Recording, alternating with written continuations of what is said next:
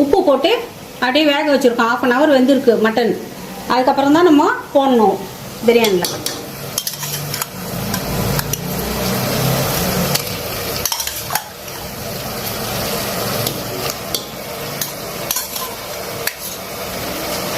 Tea வைக்க சொல்லவா? சரி சரி. சரி.